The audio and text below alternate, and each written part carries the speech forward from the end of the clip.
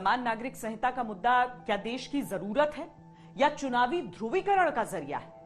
इस सवाल के अलग अलग जवाब हो सकते हैं, लेकिन यह भी सच है कि इसके इर्द गिर्द वोट बैंक की राजनीति होती है और हर पार्टी इसके पक्ष में या इसके खिलाफ अपने अपने तर्क देती है। बीजेपी इसे देश की जरूरत बताती है तो विपक्ष देश के विविधतापूर्ण संस्कृति के खिलाफ। यूनिफॉर्म सिविल कोड बीजेपी के मैनिफेस्टो का एक अभिन्न हिस्सा रहा है। बीजेपी शासित राज्यों से यह मुद्दा इस बार भी उठा है और देश की राजनीति में दोबारा से बहस छेड़ दी। यूनिफॉर्म सिविल कोड का कोई ब्लूप्रिंट इन्होंने नहीं बनाया। यूनिफॉर्म सिविल कोड को ये समझते हैं कि देश के अंदर समाज को पोलराइज करने का एक मुद्दा है। इन्हें यूनिफॉर्म सिविल कोड से कोई दिलचस्पी नहीं है। इनकी दिलचस्पी है कि देश के अंदर पोलराइजेशन हो और पोलराइजेशन का राजनीतिक फायदा बीजेपी को मिले। विधानसभा चुनाव से पहले गुजरात की बीजेपी सरकार ने यूनिफॉर्म सिविल कोड लागू करने के लिए एक समिति बनाने का फैसला किया है। विपक्ष इसे बीजेपी का ध्रुवीकरण के लिए उठाया गया कदम बता रहा है। चुनाव आया तो कुछ तो है नहीं बोलने को, बेरोजगारी पे बोलने को है नहीं, महंगाई पे बोलने के लिए है नहीं, सामाजिक सौहार्द टूट गया नहीं बोलने के लिए, किसान मजदूर के लिए कुछ भी नहीं बोलने के लिए, क्या बोलने के लिए? Uniform civil code, uniform civil code लाएंगे। अरे लाओ ना साहब, यूनिफॉर्म नौकरियां भी तो दो, उस पर भी तो चर्चा हो। हमने ट्रिपल तलाक को खत्म किया और कानून पार्लियामेंट ने बनाया। उस वक्त कितना बड़ा हंगामा बर्पा किया गया था। कहा गया था कि अगर ये मुस्लिम के जो पर्सनल लॉ है उसमें दखल दिया जा रहा है। आज सब लोग उसको फॉलो कर रहे हैं और जो मुस्लिम बहनें हैं उससे बहुत खुश हैं। यूनिफॉर्म सिविल कोड तो एक मैरिज रिफॉर्म है और अगर इसकी बात की जा रही है तो कोई हिंदू कोड बिल थोड़ी थोपा जा रहा है, यूनिफॉर्म किया जा रहा है, यानी वो एक अच्छी चीज की जा रही है। और इस पर इतना हमारे विपक्षियों को इस पर बहुत ज्यादा हाय तौबा मचाने की जरूरत नहीं है। इसको हमने कहा है, इसको जरूर करेंगे और समाज में भी इसको लेकर कोई असंतोष नहीं।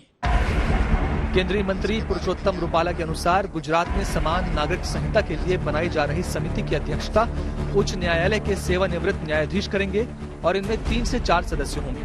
इसी महीने की शुरुआत में केंद्र सरकार ने भी समान नागरिक संहिता लागू करने को लेकर सुप्रीम कोर्ट में हलफनामा दिया था, लेकिन आरोप धर्म में दखलंदाजी के भी है। मुस्लिम नेताओं का आरोप है कि बीजेपी मुसलमानों को निशाना बनाने के लिए ऐसा कर रही है।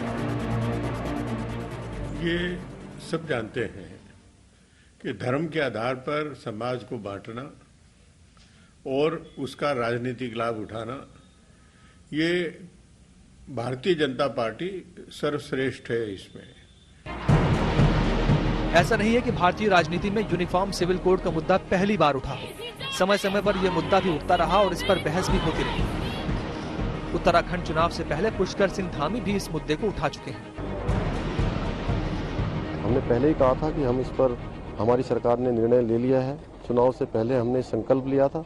चुनाव के बाद पहली जो हमारी मंत्रिमंडल की बैठक हुई थी, पहली शपथ ग्रहण के बाद हमने उसमें ये सर्वसम्मति से फैसला ले लिया था कि हम उत्तराखंड के अंदर सभी के लिए समान नागरिक संहिता लाएंगे और उसके लिए कमेटी बनाएंगे और कमेटी जल्दी ही ड्राफ्ट तैयार करेगी और ड्राफ्ट तैयार होने के बाद हम उसको लागू करेंगे। धामी सरकार यूनिफॉर्म सिविल कोड कमेटी गठन पर काम कर रही है।